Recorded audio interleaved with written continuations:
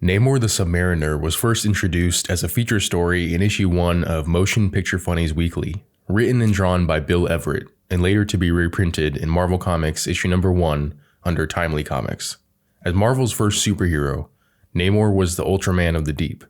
He could live on land and in the sea. He could fly and had the strength of 1,000 men.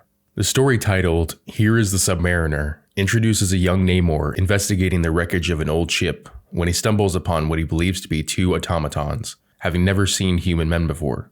Unhooking what he thinks are power cords, he takes the 2 bodies back to his grandfather, the Emperor of Atlantis, only for Namor to become dismayed upon learning that he had killed 2 men wearing scuba diving gear. Though his mother and grandfather were proud of his accomplishment, and told him that this was the perfect time to seek vengeance on the surface world for what had been done to their people years ago. Before I tell you Namor's origin story, I am compelled to provide some quick background on Atlantis and the Atlantean people. In roughly 20,000 BC, Atlantis was a small but advanced empire as well as the trade center of the world. By 18,000 BC, the city of Atlantis sank due to the Great Cataclysm, a wave of nuclear destruction created by the Celestials due to the deviants declaring war on them. Around 10,000 years ago, a species known as Homo mermanus, which possessed the ability to breathe underwater, appeared near the site of sunken Atlantis. 2,000 years later, a member of this species, Kamu, established the new city of Atlantis near the ruins of the original.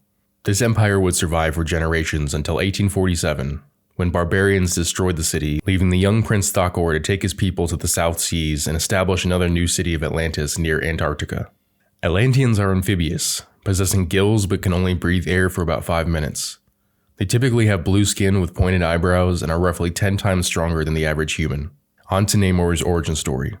In the year 1920, the crew of the Oracle, captained by an American named Leonard McKenzie, were exploring the ice for the wrecked ship Endurance, on which they hoped to find its missing cargo.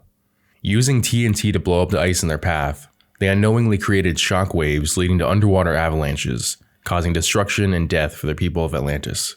Wanting to investigate his people's new enemies, Thakor ordered a potion to be made, which would allow an Atlantean to breathe air for up to 5 hours at a time. He sent his daughter, Princess Fen, as a spy to use her feminine wiles to gain information. In the original story, Fen was chosen because she most resembled the female of the white race, but in retellings, the crew of the Oracle just assumed that her skin color was the result of her coming from some tribe that lived in the cold. Good old comic book logic. Though she had embarked on her mission with nothing but hatred and contempt for the human race, Fen was moved by the compassion of Captain McKenzie. The more time they spent together, the closer they became until they fell in love and were married on the ship. Over the coming days, Fen could not bring herself to leave Leonard despite her loyalty to her people and the fact that she was running out of the breathing potion. One day her choice would be made when a group of Atlantean soldiers would attack the ship to retrieve the princess. Captain McKenzie is thought to have died during the skirmish, or at least that's what Fen believed, but in reality he survived. Although he desired to stay and find his new bride, his crew overruled him and made a quick escape back to America. Months later in Atlantis, Fen would give birth to her half-human, half-Atlantean son, whom she gives the name Namor, which means Avenging Son. During Namor's childhood and adolescence, Namor often found himself at odds with his people. His grandfather Thakor was always somewhat embarrassed by Namor's dual heritage. He didn't get along with his peers, especially Bira, the Emperor's stepson, and a begrudging playmate of Namor's due to Namor being the crown prince. Though his mother wouldn't share with him stories of his father, Namor did enjoy the mutations resulting from his hybrid physiology. He was much stronger than the average Atlantean, he could breathe air indefinitely, and he could fly due to the small wings on his ankles. While many of his relationships were built on deference to the crown, Namor did have the love of his mother and his distant cousins Dorma and Namora. He also received more responsibility as he got older, being sent to lead an excavation mission of a wrecked ship. During this mission, the story, as mentioned earlier in Motion Picture Funnies Weekly, took place. Having brought back the bodies of 2 dead men to the royal palace, his mother and grandfather proudly declared that this would be the perfect time to begin a holy war on humanity. So the naive and eager to please Prince Namor set off to America to declare war on his people's enemies and live up to the name Avenging Son.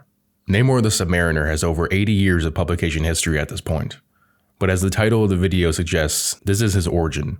If this video becomes popular enough, I can certainly do more videos explaining the character's history.